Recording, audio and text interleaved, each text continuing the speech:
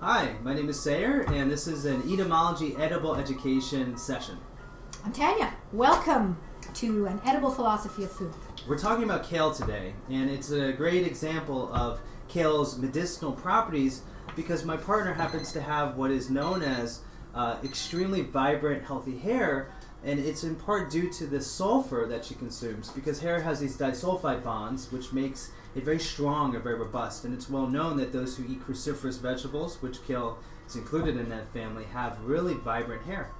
And you can see often foods that represent a particular organ or help a particular organ kind of resemble that organ a little. So this is really deep colored kale. This kale is kale that I've rubbed with a little bit of apple cider vinegar, a little bit of Himalayan salt, and a little tiny bit of raw sugar. And the more you rub it, the more it sort of wilts and becomes kind of mellow in its taste. So you can see the difference between this kale that I've been rubbing and this kale that is fresh and unrubbed.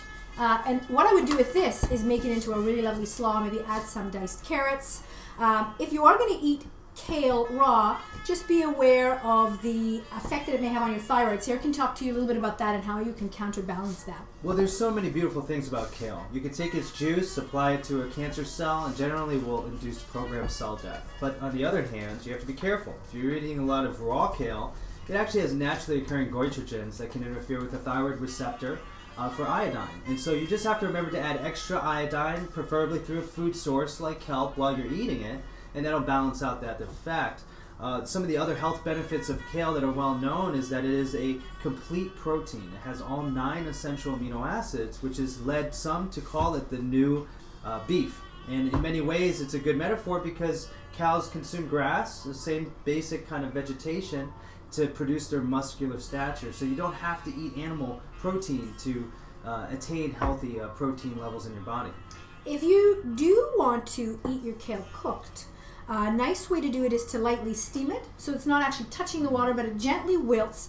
And from there's all kinds of places you can go. You can take it steamed and saute it, so cook it a little further with some onions, that's really nice, and a little bit of olive oil, or you can just dice it up very finely or put it in a food processor, add a nut of your choice, a little olive oil, and some seasoning, and make a beautiful kale pesto out of it, which you can use to put on pasta, rice. Another way to extend the metaphor of it being sort of like a vegetable cow is it produces a lot of calcium. And in fact, it has more calcium per gram than actual whole cow's milk. About 1.35 milligrams per gram versus 1.13 for whole milk. So what you're getting here with kale is a hyperdense source of nutrition, broad spectrum of carotenoids, including lutein, which is essential for the eye. Really, if you were to price it out, that $2-3 head of organic kale is probably worth $10-20 in terms of nutritional value. So rub your kale, give it some love, steam it, make it into a pesto, and then keep looking in the mirror, checking the vitality of your hair, and you'll see how good kale is for you. Thanks a lot. Thank you.